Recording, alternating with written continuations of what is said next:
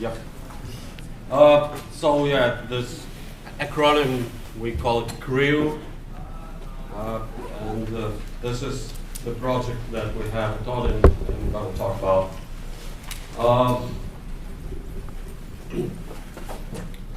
So I'll start with telling why would you want to do live migration of containers, and when we'll continue on to why would you want to do live migration of containers, and finally how complicated is the task and how it's done at a very, very high level overview. It's actually this talk about, it's not about CRIU per se, but one of the applications of CRIU, which is live migration. So CRIU is the underlying technology that makes it possible.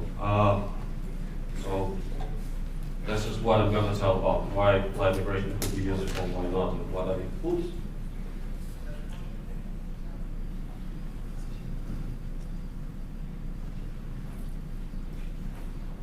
Okay. A little bit of shameless promotion. Hey, what happened?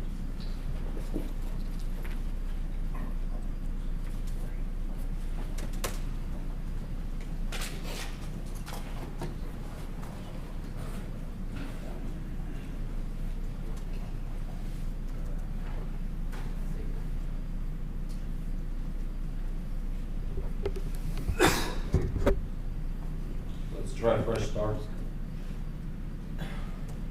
Oh. I can't go to the next slide.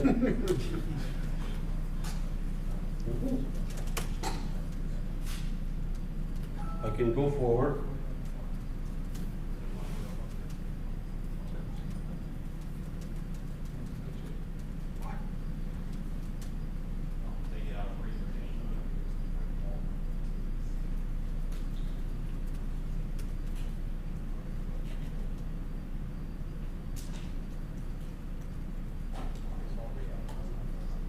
Start from current slide, maybe. Oops.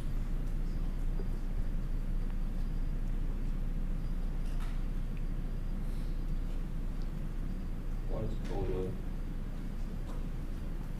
on? Okay. I hope I'll be able to move to the next slide. But basically, live migration is very well known and very well described in science fiction. Only it's named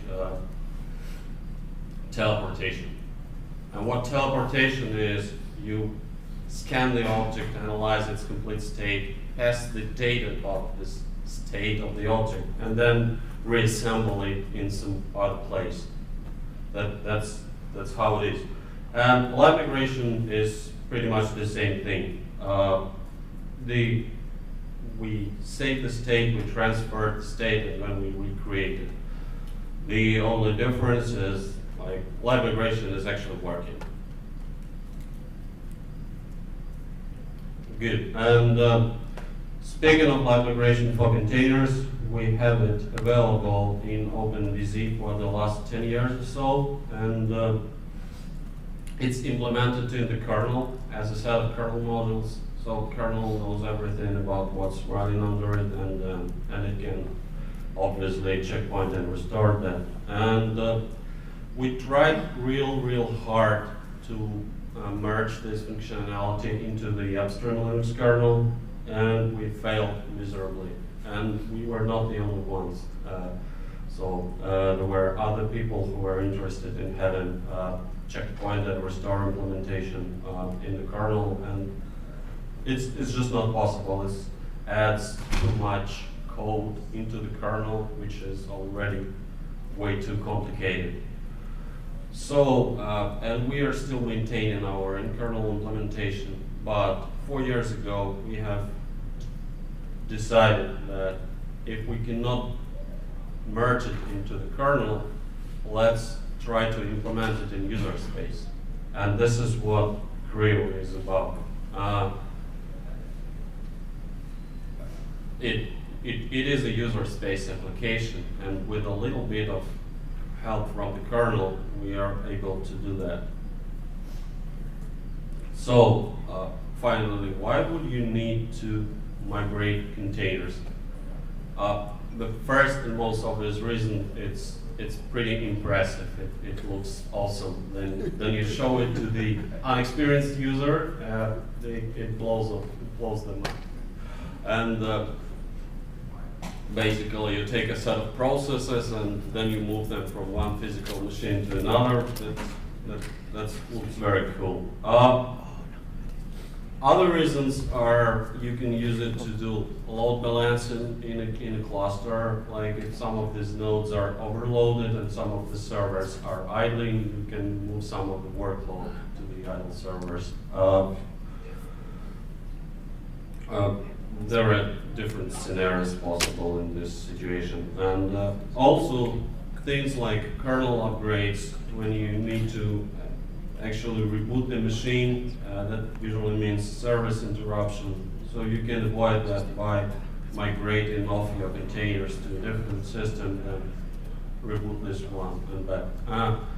Actually, there are multiple ways to do kernel upgrades without actually doing live migration. One way is using tools like ksplice and kernel care, and the other way is instead of doing live migration, you can checkpoint and freeze the processes into memory, then reboot to the other kernel, then restore those processes. And we have that technology in our commercial product, and we're working on making it available in the upstream.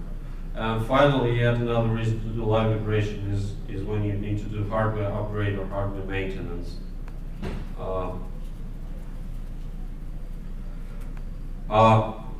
Next, why wouldn't you want to do live migration? Because it's pretty complex and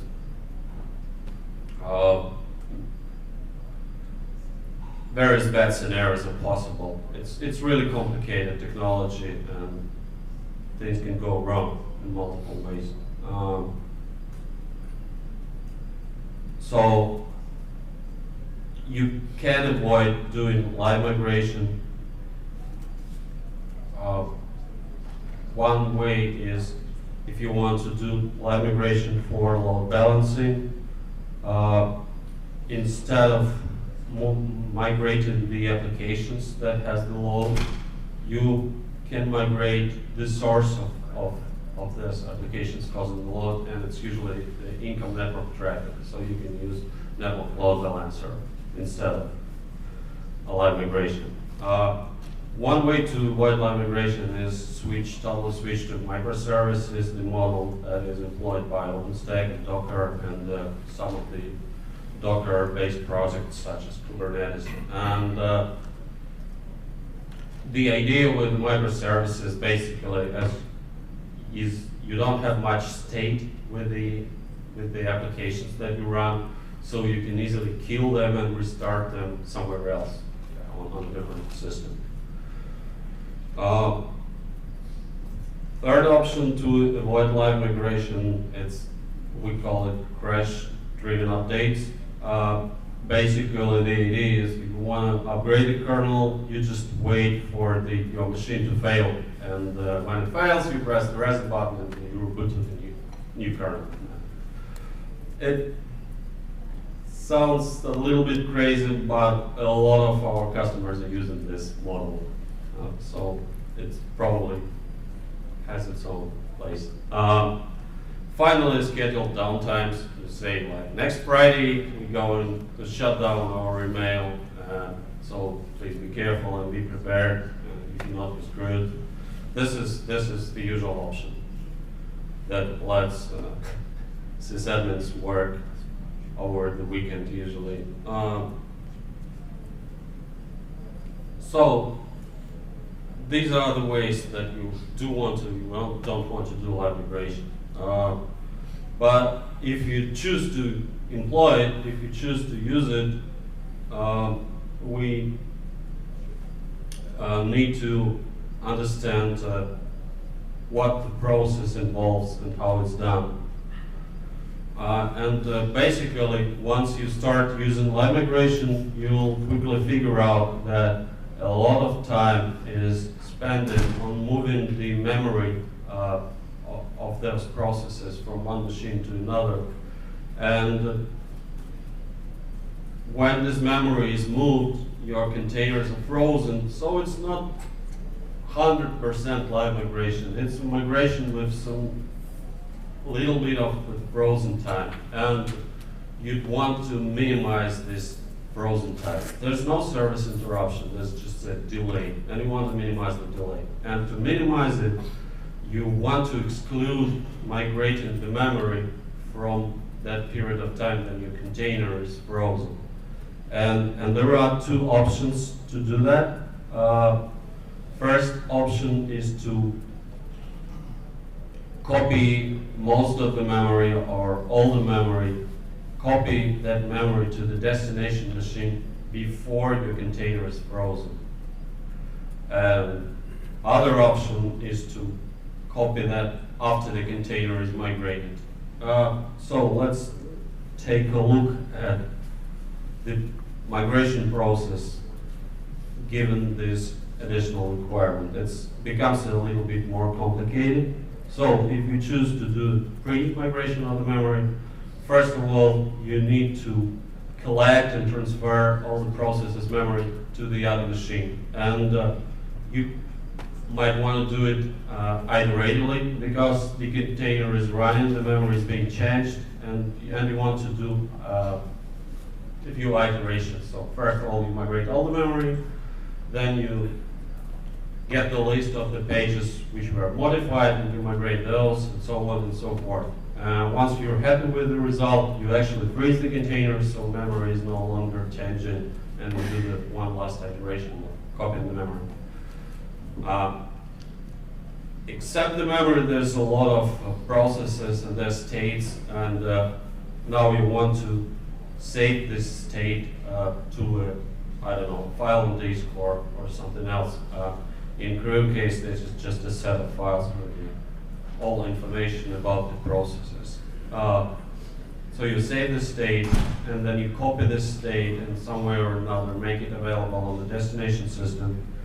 Then you recreate those processes from the state, and you let it run again.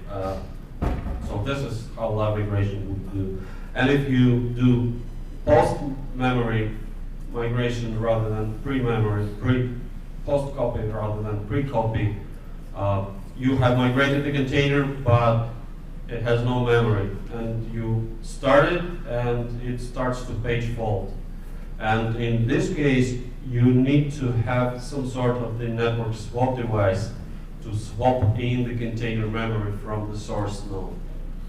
Sometimes we call it lazy migration because we migrate like a little bit and then we do the rest in a lazy fashion. So both ways, the pre-copying and post-copying memory, they both have their pros and cons. And actually, does anyone have any idea why one choose the pre-copy versus post-copy? Well, when you say you swap it in over the network, you're doing like RDMA. Okay, so that is post-copy, yeah. Okay, so do you? I imagine it wouldn't necessarily happen all at once then, right? So it's only happening as the paging is occurring as opposed to the pre. Once paging in is occurred, you can actually start like pushing the pages out. So this process will take minutes rather than hours. And the good thing about this approach is the container becomes available on the other machine earlier. The bad thing with this approach is it's more error prone because if the link between two machines breaks, if there's no network connection, you're totally screwed. You have to kill the container basically, and the kernel will kill it actually. If you do pre-memory migration, there is no such problem because you always have a frozen container on the source node, and if anything goes wrong, at the last moment you can unfreeze it on the source. So the post-memory migration is making it faster, but it's more error prone. So this is why we try to implement both and let the user decide which one is better. Anyway, let's see how complicated is the live migration, and let's describe it step by step. And for that, I would want to compare the live migration of container versus VM. So live migration for VM is not something new. It's been available for more than 10 years, and compared to containers, which I think we released live migration in OpenVZ in 2006.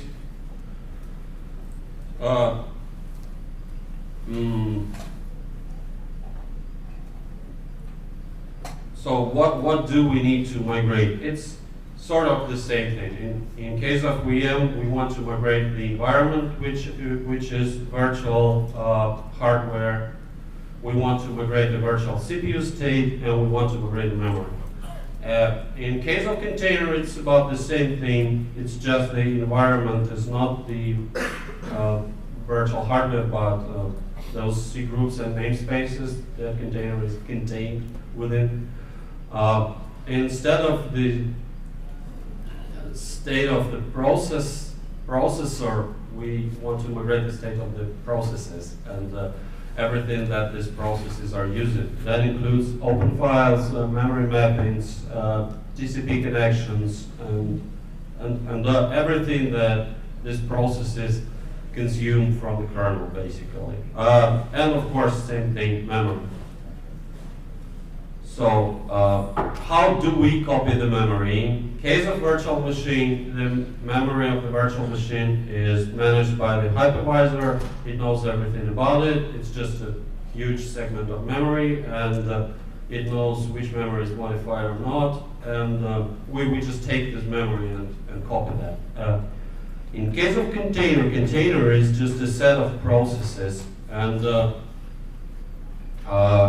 what we actually need to do is we want to go through that tree of processes, figure out what do we have, and for each process we want to figure out which memory, what kind of memory it has. So we need to collect this memory iteratively. And the other problem here is there are different types of memory. Like there's a memory that is private to the process, that is memory that is shared among the processes, like then you do fork. Lots of memory is shared between the parent and the child. And there is memory that is backed by a file on disk, like the executable or library code. And that's memory that is not backed by the file on disk, and so on. So we need to carefully collect all of that. Carefully collect a set of processes and then collect the memory. And once we do that, we can freeze the process.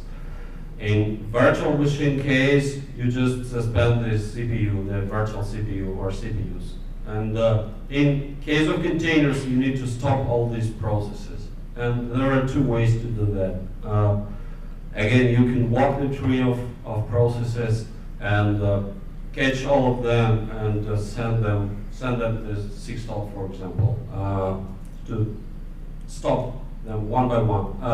The problem here is while you're doing that, these processes might fork in other processes and they might fork in other processes. So you need to be careful there and make sure you stop all of them.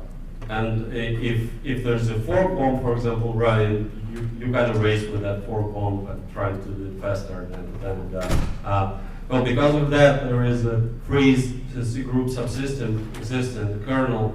If you put your container inside that freeze C group, and most of the container implementations, like Docker, they do that, you can use this thing. You can say, I want to freeze this C group at once, and you offload the task to the kernel, and kernel knows better how to do that. It can, make it way more effective. In most of the cases, we can use the freeze C group, but if not, yeah. Does Linux kernel have native support for freezing processes? Yes, groups of processes. what exactly happens if you freeze a process, but while you're going down the chain, a new process forms? How do you collect the new processes? It's there, it's just not being executed. It's the same thing as you send 6 stop to the process. It's like, yeah, it's like when you press Control Z in terminal. Same thing happens, but in this case, it's just a whole tree of processes. So once we were able to freeze all of that, we want to save the state. And again, for virtual machine, it's mostly the state of the virtual hardware. It's a tree of objects, and we did some experiments trying to save the state of the VM running, say, Fedora Linux. And except for memory, we found out it's about 300 kilobytes of state of the virtual machine, and it's less than 100 objects in there, in that state. In case of container, it's also number of objects, but there's much more of those objects. Like for every process, we have every file descriptor, and for file descriptor, we have what file it is, what the position of the file pointer it is, what are the flags that this file was opened with, and so on. And we end up with, actually the slide is wrong, it's about 10,000 objects for the same thing, for the same Fedora, like basic Fedora run. And there's less state in terms of how much bytes do we have in that state, but it's more in terms of how many objects do we have. And that's not the biggest problem. The biggest problem is objects, they don't form the tree, they form the graph, because they have some interdependencies. Like some of those objects, they might belong to more than one process. And therefore, you need to be very careful collecting this information. You need to figure out, like, is this a private mapping or a shared mapping, and to whom it belongs, and so on. And finally, the problem of getting the state from the user space, and in CRIU we do it from user space, is not all these objects has a decent API to get the state. Yes. So I'm curious.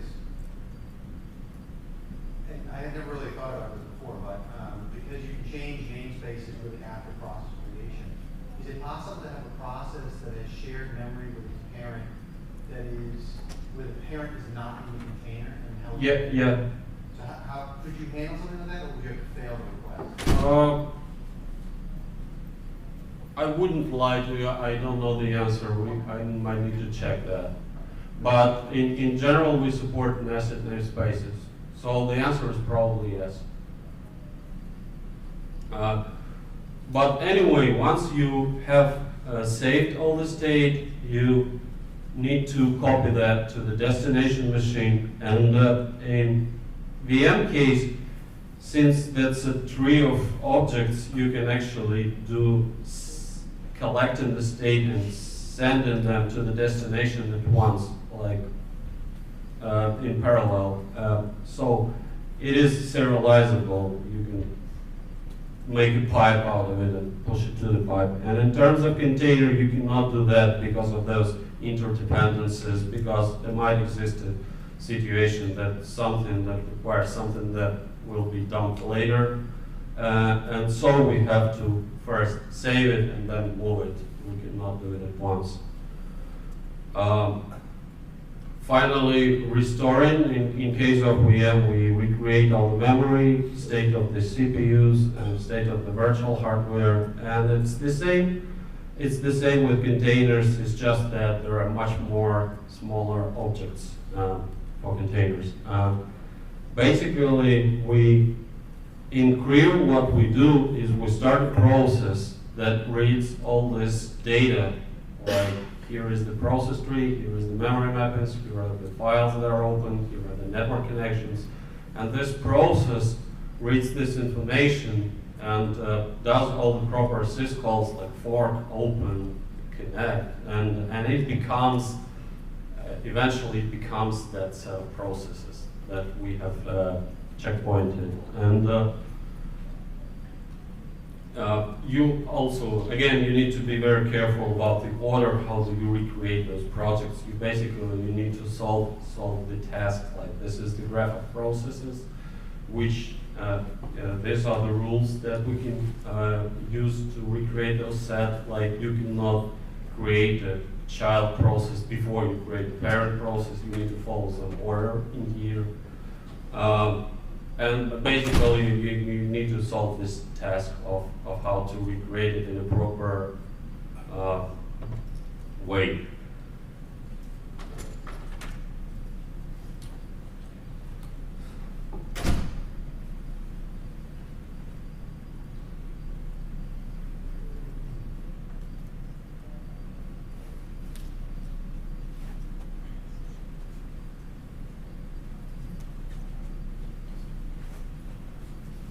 Well, of course, this is not freeze but unfreeze. So in case of VM, you just let the virtual CPUs run. You just resume those, and it's sort of the same for container. You either send sequent to every process to keep it running, or you use the freeze group and you say unfreeze. And in case you are doing that with sequent, you need to be careful about the order in which you unfreeze those processes. Because if you make it wrong, there might be some side effects, unwanted side effects. Finally, if you implemented post-memory migration, you swap in over the network. Actually, this technology is still impossible in the upstream Linux. It's still a work in progress for both VMs and containers. For VMs, they just recently merged the so-called user fault FD, which is a way to fulfill the page fault handler from the user space processes. So when you have registered and then you have opened that user fault FD, once there's a page fault, the kernel wants a page of memory that is not there, it informs that user space process, like I want a page, and that user space process is trying to get this page and bring it back to the kernel, and it can do this network swap. So this technology was merged into the 4.2 kernel, and currently there is an ongoing effort to use this for KVM and QEMU, and we'll probably use the same user fault FD thing. It's just currently it's not sufficient for our case, because in case of VM, it's the same processes it's the same QEMU process, it's a single process that does that page fault, that incurs the page fault, and it fulfills the page fault by itself. In our case, this is CRIU who should fulfill that, and this is that set of processes that does the page fault. And there are some other minor problems that I won't bother you with.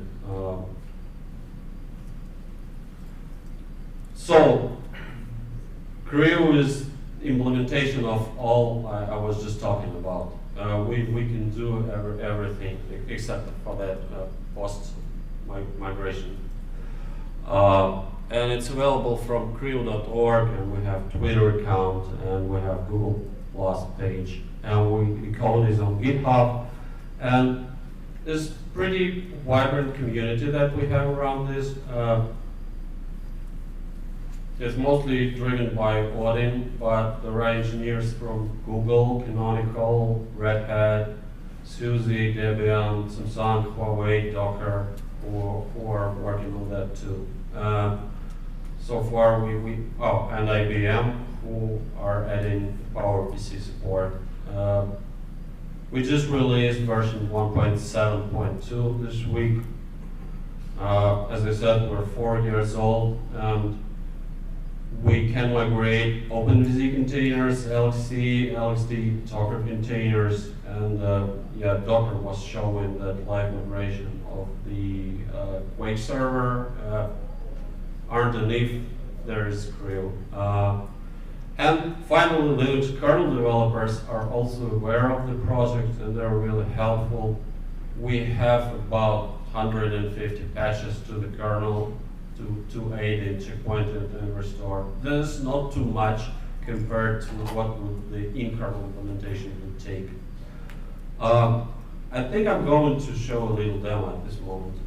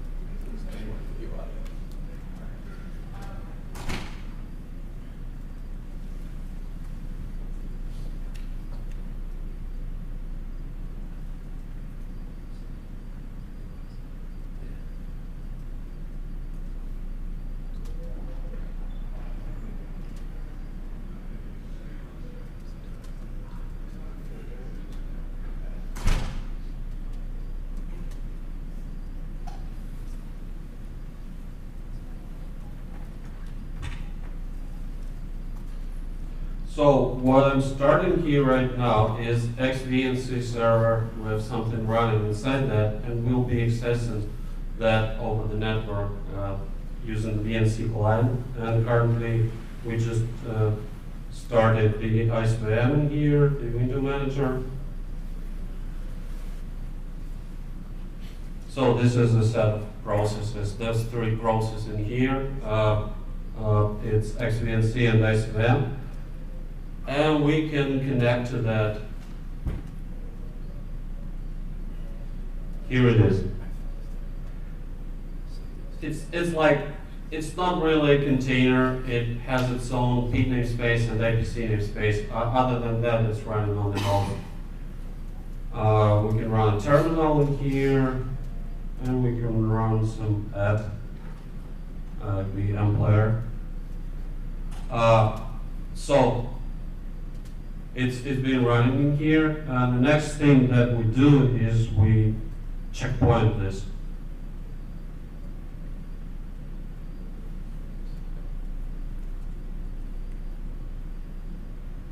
We know the PID of this whole tree, and we do CRIU task pid CRIU dump.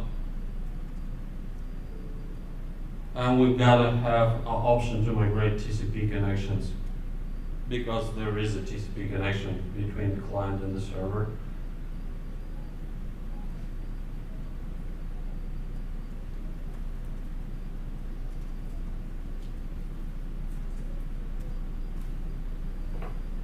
Can you describe how that works? Connection migration? Oh, yeah. So, and I want to put these dump files into separate directory. So, this is now frozen, and we can take a look at PS, XF, and these processes are gone. And we can now recreate, and we can take a quick look into the image directory. We have those information about those processes, including memory, like, I don't know, pipes, open files, and so on. So let's restart from that.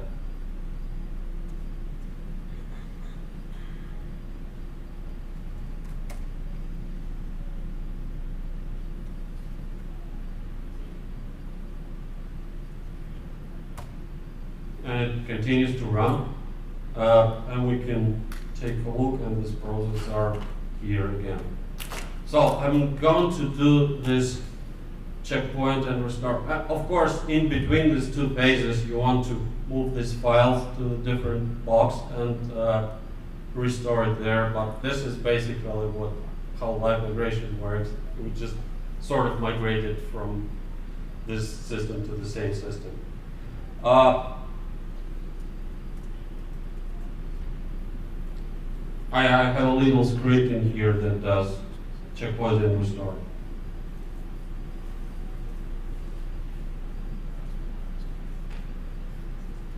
So if you look at the video here, you see that it freezes for some sub-second. Can you actually see that the video is freezing?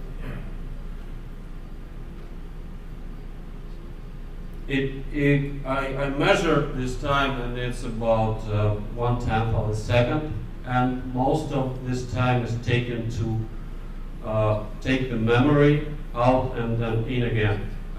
And if we do the pre-memory copy, we can actually migrate the memory beforehand.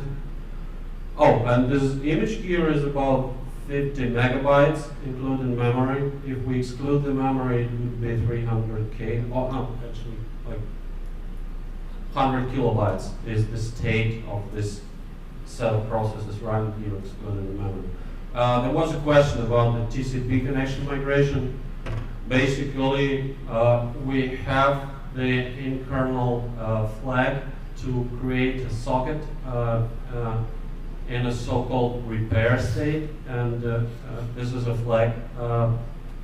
If we have this flag set, what we do then, we call like connect, we call accept, usual stuff, but it moves the socket into the desired state without doing any networking. So we already have this TCP socket connected, or we had it on the other system. So we create a socket, and then we call connect, and it moves into the connected state. So this is how we migrate the established TCP connections. And the other thing is you need to be careful about what to do with the traffic. And just before doing the freeze, we add the IP tables rules on the source to drop the packets. So these packets are dropped, and so the other side won't get the X back. And once we have migrated, we send I mean, that depends on the networking being used, but one scenario is we send the ARP announce, like these APs on this Mac, and when we unfreeze everything, those send side will be resending the packets since it's TCP and it hasn't got back the ACK. And all the packets will be there. And then if you're using UDP, you will lose some traffic, but it's the nature of UDP. I think that we cannot migrate TCP connections that are in closing state. That means that one side said close and the other did not. It's because the in-kernel patch for that is not merged. We do know how to do that, it's just that the patch is no longer there. So yeah, that's how we migrate TCP. Yeah? If the client is connected to a container that becomes checkpointed and then restored to a different host. This is what's happening here. This is the VNC client that it's connected. Doesn't there have to be some kind of load balancing going on to that knows about the checkpoint restore so that it can forward the traffic to the host? I mean, that again depends on what networking model do you use. Of course, you have to make sure that these two hosts that you migrate between, you cannot change the IP of the container while doing migrating. So you need to make sure that this IP is available. This is routed to that host or whatever. There is like a number of ways to do that. If the same IP is available, will it restore the same IP? It will restore the same IP. This is the only way. I mean, applications running within everything that's running within, it's not aware of the fact that it's being checkpointed and restored The only thing that it might see is the time jump forward, and that's it.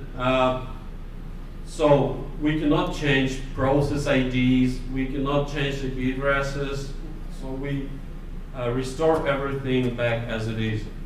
You said you broadcast ARP when you host? That is in case you have like two servers in the same rack, they share the same network segments. You just send the ARP announce saying, it's actually optional because the ARP cache will have a stale record and they will figure out, they will send ARP request and you'll reply. But you just need to speed this thing up, so this is why you send. This AP is now on this Mac, it's now here. Yeah? You mentioned the Quake demo and that the CRIU, there was a DockerCon, I think. Yeah.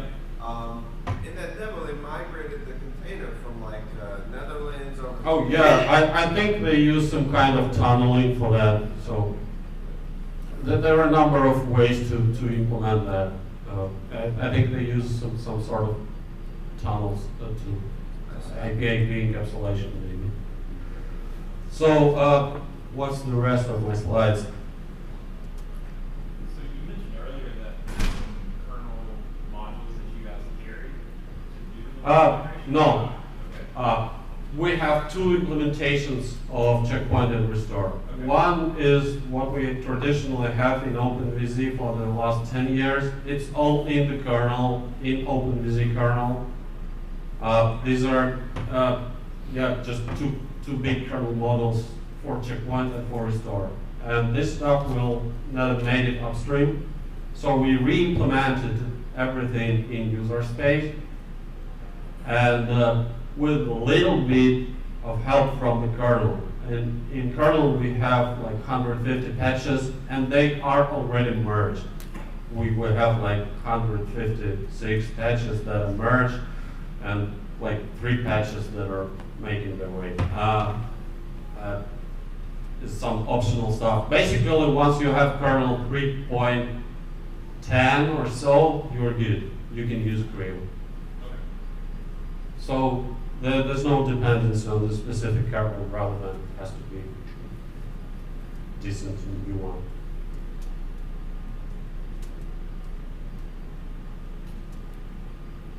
And with the Userspace tool, you can actually do the migration to a different. Oh, that's what I'm going to tell. So back to the slides.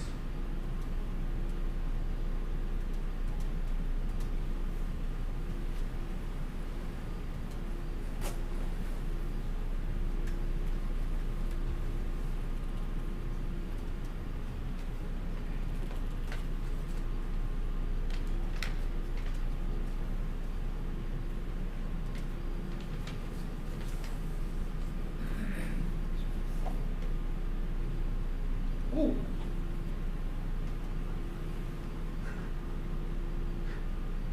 Looks like OpenOffice crashed. Nice.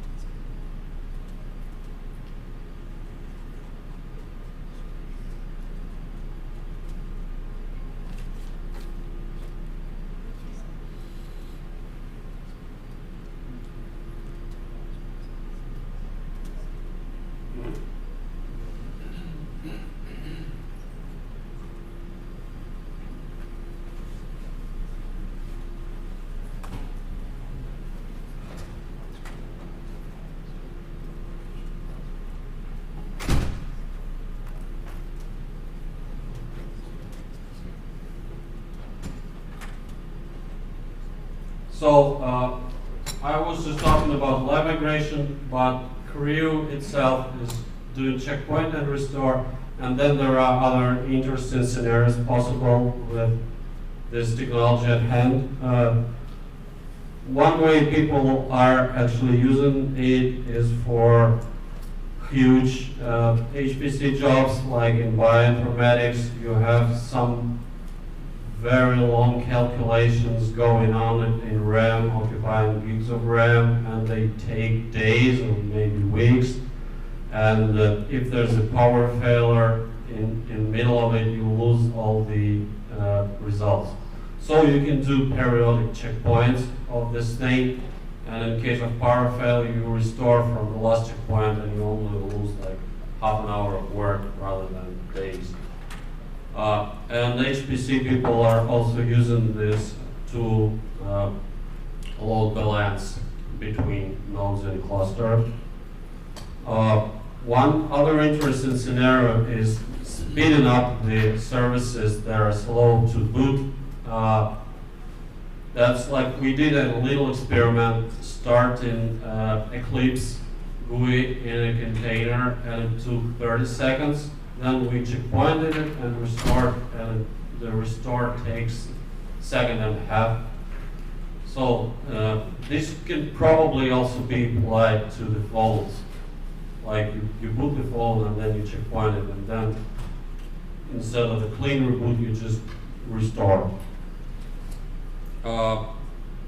You can, with CRIU, you can actually make that magical save button to all of the games that are not allowed to be saved. You can basically save and move back in time. The software testing, there might be some scenarios when testing the software that you want to test the state, but from the beginning, then you start the program. When you went to that state, it takes a lot of time. And then I don't know, you have a form of 25 pages that you need to fill in, and then there are 3 buttons, and you want to test those 3 buttons, and you need to fill those 25 pages 3 times. So instead of doing that, you just checkpoint, and then from that checkpoint, you press number 1, press button 2, press button 3. You can do reverse debugging, like you can say, as with saving the games, you can move back in time. And then there are some other ways possible, some interesting things, but I'm not here to talk about it. So finally, CRIU is doing the checkpoint and restore, and we have this little humbug horse. The project is called P-Hole Process Holder. That is actually doing a live migration on top of what CRIU provides. It's a simple thing written in Python. Unlike CRIU, which has lots of C code and some kernel stuff, this is a simple Python wrapper that calls CRIU and does some other things like sets up the networking and stuff. And it's CRIU.org/p.hole, and we have just recently merged the Docker migration. Someone sent me patches to do the Docker migration for p-hole, and it's also work in progress, and it's very easy to work with this guy. That's basically it. You have any other questions? Comments? All right, thanks so much.